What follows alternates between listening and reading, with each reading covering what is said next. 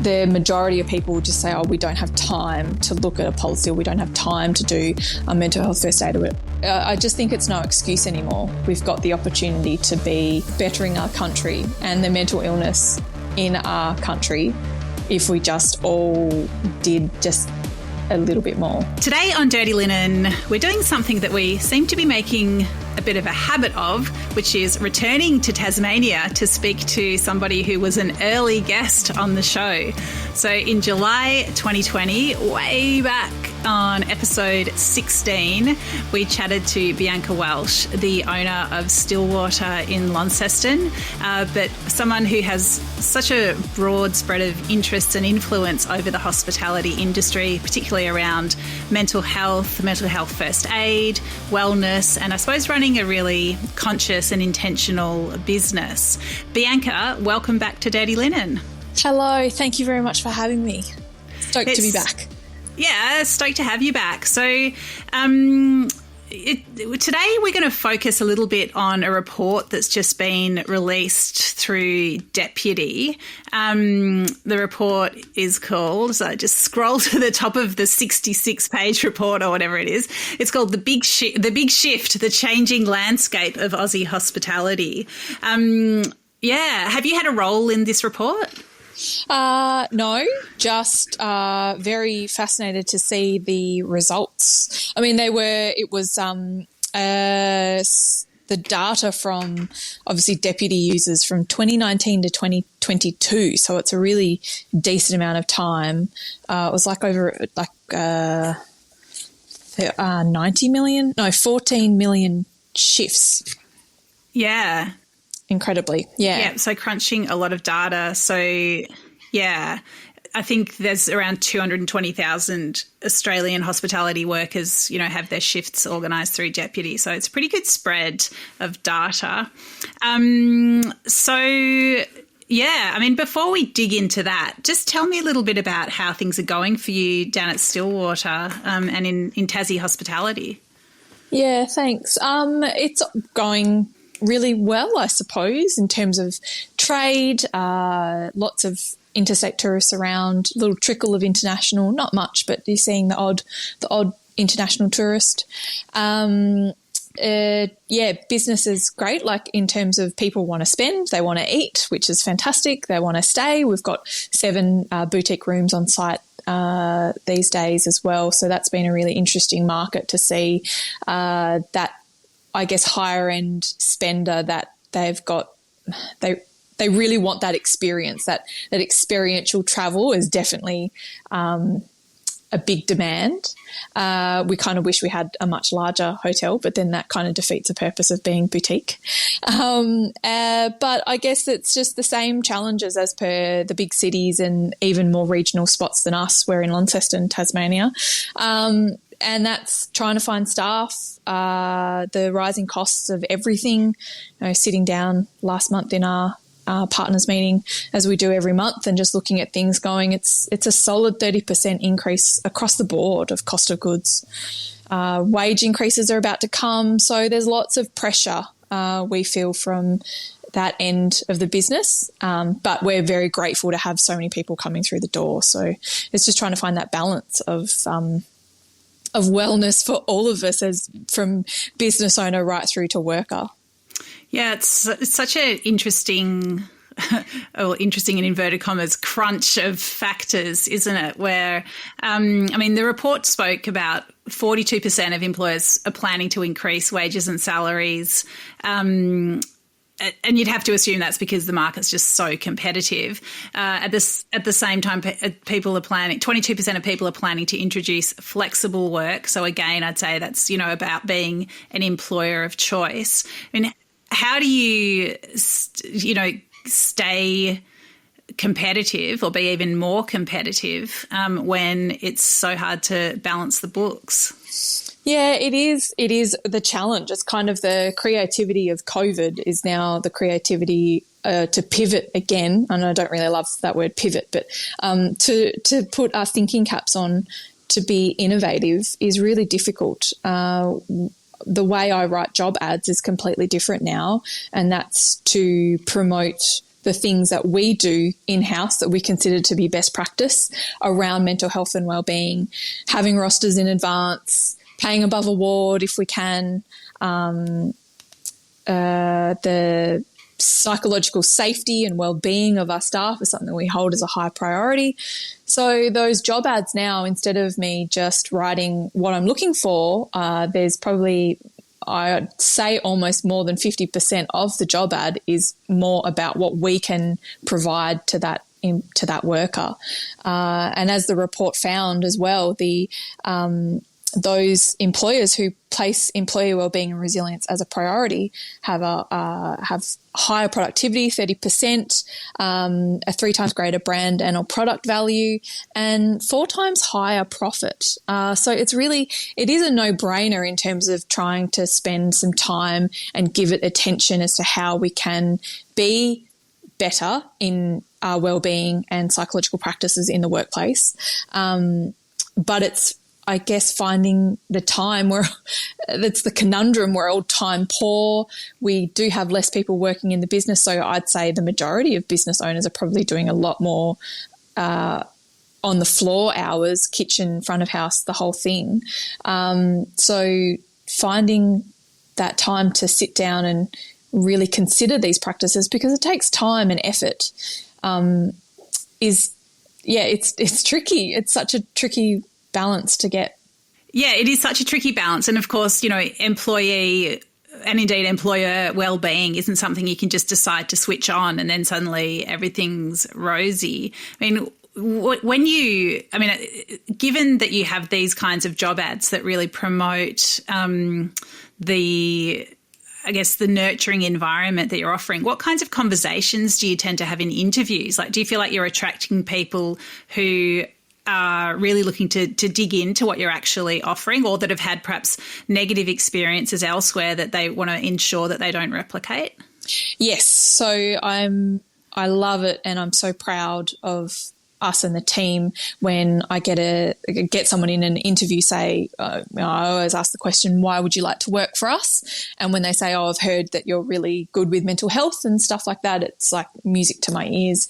So then it's talking about our policies, our procedures, the way we prioritise it, having an employee assistance program in place, having mental health first aiders across the management team.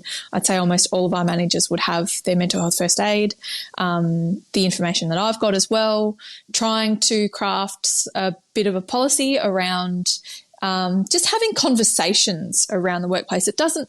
There's a thing, a lot of people will run away from this topic because it feels like it's too hard or it's too scary. You're going to do the wrong thing or say the wrong thing. But it can be really simple as just explicitly saying we are open to these conversations. And if you're struggling with something that is happening inside or outside of work, and really emphasising that just because it hasn't happened at work, it doesn't mean that doesn't have an impact on you and your performance and how you can interact with everyone in the workplace. That's through to customers, through to the team and suppliers. It's really important to us that we prioritise that, and if we can help be a guide and a conduit to some resources that person needs, then that is how we can help. So understanding and having a suite of resources to pull upon, of services on the ground or helplines or, particularly those free services that are available, because there's a lot of amazing things out there. Just to be able to guide people to that is sort of how we would have a conversation around what we do to promote mental health and wellbeing in the workplace. And is that what you would define as mental health first aid, or are there other aspects to it? Other aspects, mental health first aid is more around having the ability to identify if and when someone is potentially in a crisis or not in crisis but needs to have a conversation, or would, I should say, benefit from a conversation around their mental health and wellbeing and where they're at, and their concerns and how they're feeling. And again, to guide them into perhaps some resources that they can tap into to help them feel better. And do you see it working? And does it help with retention? 100%. So our industry average in Australia is 80% for hospitality, which is the worst across industries. And we were definitely at that before we really put a focus on mental health and wellbeing. And we sit under 20%. And of that 20%, only half are leaving only because they're leaving to study elsewhere, because we've only got the one university in Tasmania, the competitiveness of other universities and what they can offer. So I tend to lose all those great people on gap years, or they're in college and they're going to study somewhere else. So it's definitely useful to the bottom line, and we attribute that improvement largely being psychologically aware and being better in our practices, and opening up the door to those conversations. And the amount of people that we have supported through depression, anxiety, bipolar, substance abuse and addiction, sexual assault, rape, trauma, grief, suicide, all the things, we've always been able to retain and maintain that person being at work, because we've worked really hard to creating a psychologically safe environment, that they can feel comfortable to come and do what they do, maybe at not the 100% capacity that they could do perhaps before their mental health is not so great, but being able to at least come and contribute and to hopefully be almost part of their recovery journey, that coming to work and being able to feel themselves or to contribute, and also that financial stress, that they can still be functioning. And if they're if they're only functioning at 50%, then we'll find a way of moving forward, or just working with that for the time being. I mean, there's obviously an end date to that, in that you can't have that carry on for months on end, but we certainly try and be as understanding and compassionate as we can. And we definitely say that that's what's attributed to us being able to be at less than 20% turnover. Wow, Bianca. I mean, some of those issues that your employees have faced are like very profound and devastating. And what's it? And we've sort of talked about it from the business side, from this idea of being able to retain staff. There's a staffing crisis, but this is a crisis in the lives of these people. What does it feel like for you to be able to support people, as you say, to stay employed or to return to employment, and have that as part of their journey of recovery? I just thrive off it. I've had a tough personal year with the loss of a baby at the start of the year. And for me to go through what I've gone through, and then to have my team kind of do what I would do for them, and that is be understanding and kind and compassionate and to give empathy, has really solidified the importance of us being kind to people. And that's what it comes down to. And I guess not to make it sound like it's an ulterior motive, or that you're just being cold, in that it contributes to your bottom line in being able to retain these people and attract great people.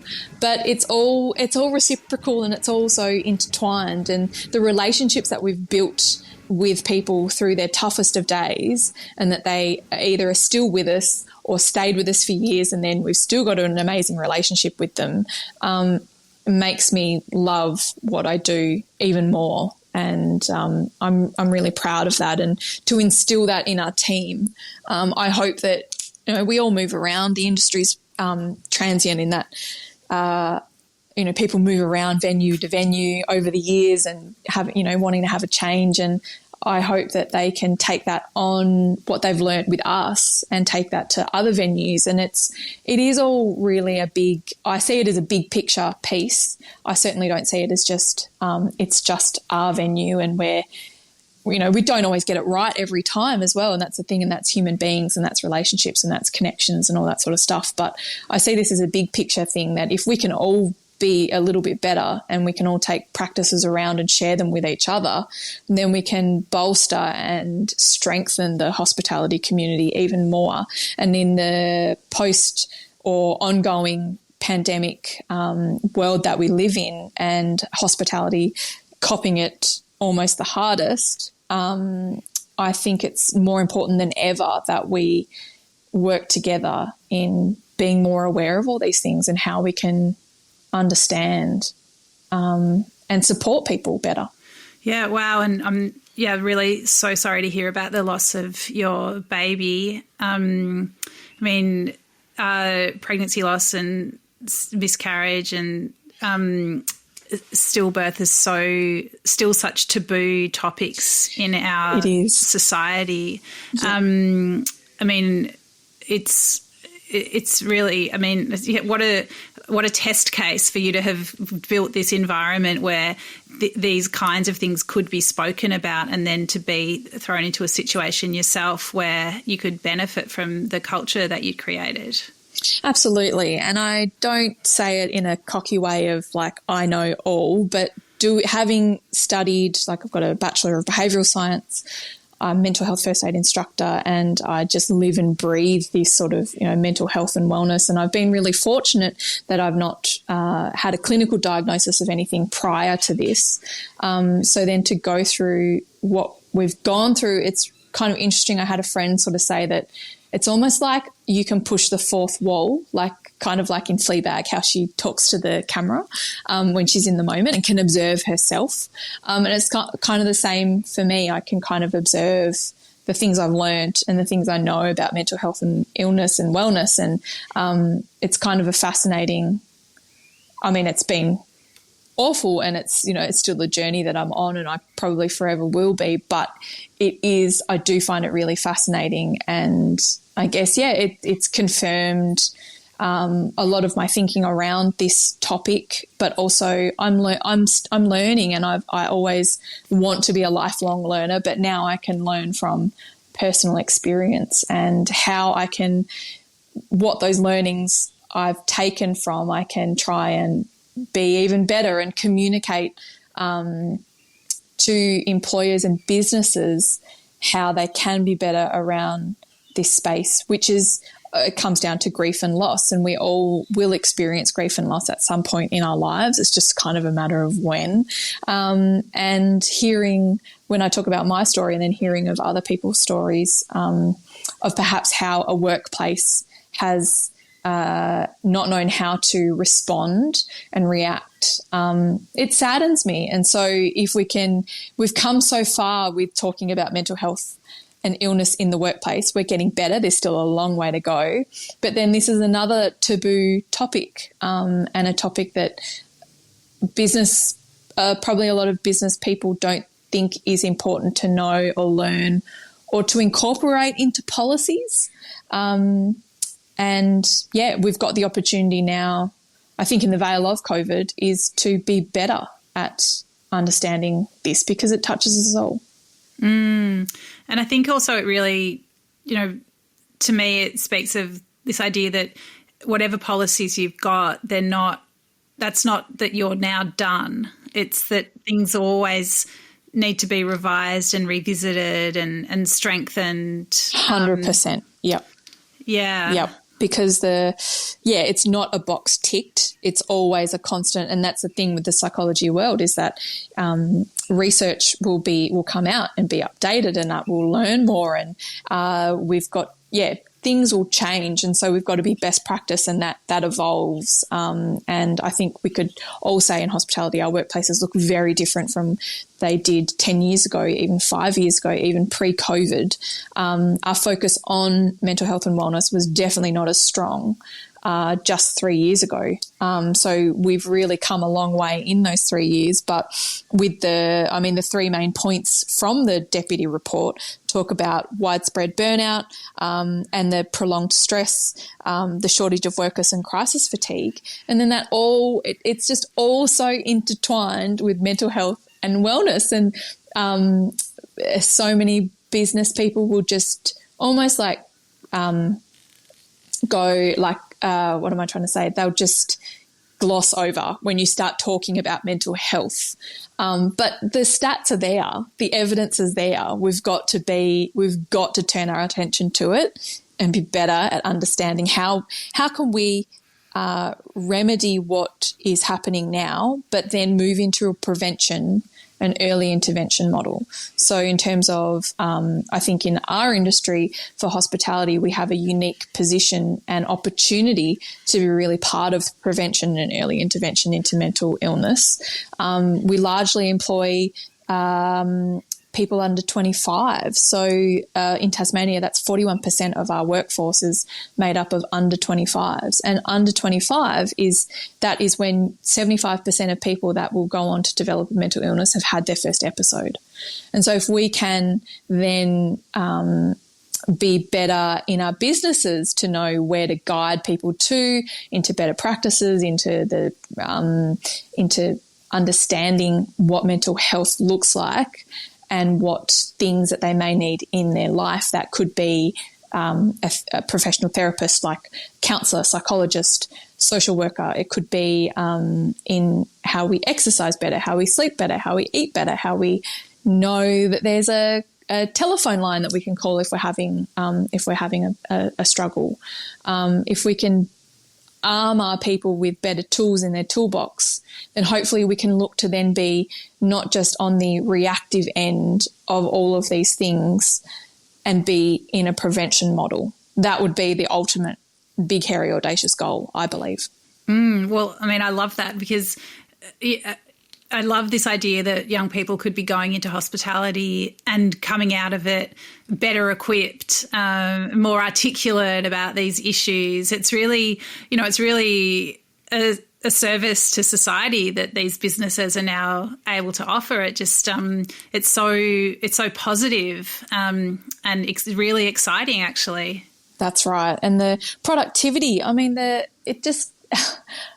feel like I bash my head against a brick wall sometimes with this topic because the majority of people will just say, we don't have time to look at a policy, or we don't have time to do a mental health first aid, or I don't have time to listen to a podcast, for example. I just think it's no excuse anymore. We've got the opportunity to be bettering. It could sound a bit wanky, but we can be part of bettering our country and the mental illness in our country if we just all did just a little bit more. Yeah, well, and do you have time to be hunting for staff like every second day? And do you have time to not be shooting for 30% higher productivity? So it's, it is really hard to carve out the time for those kinds of things that aren't just sitting right in front of you, demanding to be done. But I suppose, the more that people can see really the short, medium and long-term benefits in the business and in the wider community, then I suppose perhaps it does make it, it just becomes an imperative. Absolutely. And I don't begrudge anyone for not feeling like they have the time, because hospitality, as you say, it's not right in front of us. Like, we're used to a docket coming through. We've got to make the order. We've got customers in front of us. We've got bookings in front of us, emails, unpack a box of wine. Like, everything that we do in our operational job, is immediate. And to have that time to sit down and do strategy or policy or the stuff that's not pressing is really difficult, because that's how we're wired. We're wired for for what's in front of us. Bianca, let's shift lanes a little bit. And you mentioned at the top of our chat about, being able to offer an experience and how you felt that customers were looking for that. And it is something else that was mentioned in the Deputy report, that they talk about this experience deficit that Australians have experienced over the past couple of years, and that those high value dining experiences are really appealing to people.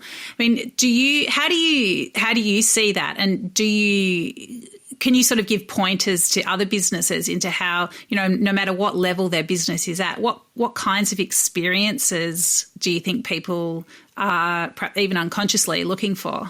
I think for us in the restaurant side of things, we've always wanted to take people on the journey of the produce, so where it's from. If you can share one story about where the produce is from, or some, it could be a funny anecdote, it could be an interesting anecdote about a producer, or, you know, the wine that we're pouring by the glass, the guys picked in COVID before we had JobKeeper, and they all, you know, we found them all jobs at the local vineyards, and this is their love piece sort of thing that they got to contribute to.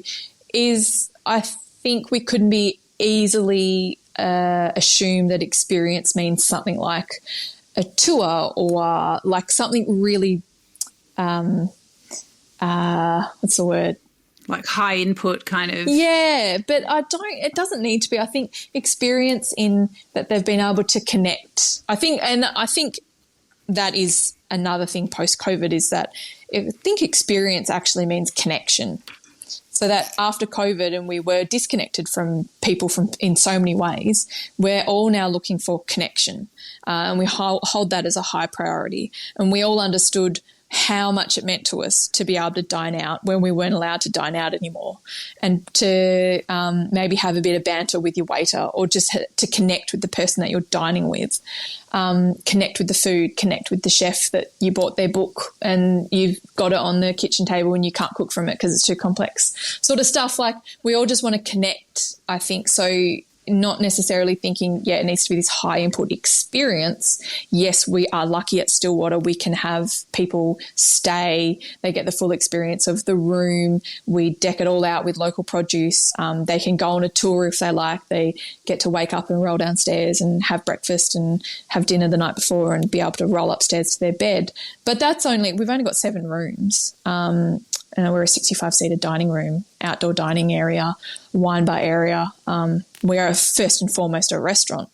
And so our experience from someone coming in just for a coffee through to a 3-course, 4-course dinner with matching wine, I guess we just focus on being able to connect with our guest, and to promote provenance, as we've all understood now is so important in Australia. To say where the beans are from, to say where the oysters are from, that sort of stuff. Yeah, no, I love that. It makes it, because the word experience can sound really, like that you've got to put a lot of time and personnel hours and perhaps money into, but you make it sound very achievable. And it actually makes me think of something I just saw at a really cute cafe in Melbourne, in Preston, called Tyler's Milk Bar, that just the other day they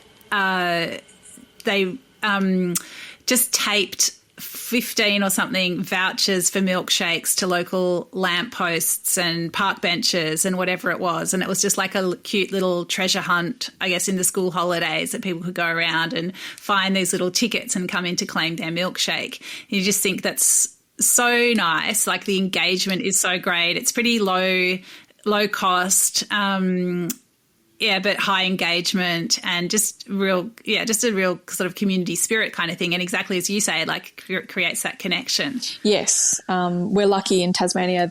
We've got like a Tassie, through the Tourism Industry Council, there's a ambassadors program, and they've sort of been trying to add to like a learning module online. It's like a 2-hour course online to learn about the region. So there's a Launceston one about to be released, which I'm really excited to get our team to go through and do, because it could be as well in that connection. It could just be you've delivered the coffee. It could be they're spending $4.50 with you, and their experience, the waiter might make conversation and what are you up to for the day, and they could be a tourist. They could be visiting. They're not sure what they're going to do today, or they're going around the vineyards. Which ones should they stop at? And for the local person to give them some recommendations. Like, people love that. They thrive off that. I remember that when I go travelling, when a local's recommended me to go somewhere. And again, it's just that connection. And then they get to connect with you away from you because you've recommended them to go somewhere and you've loved it.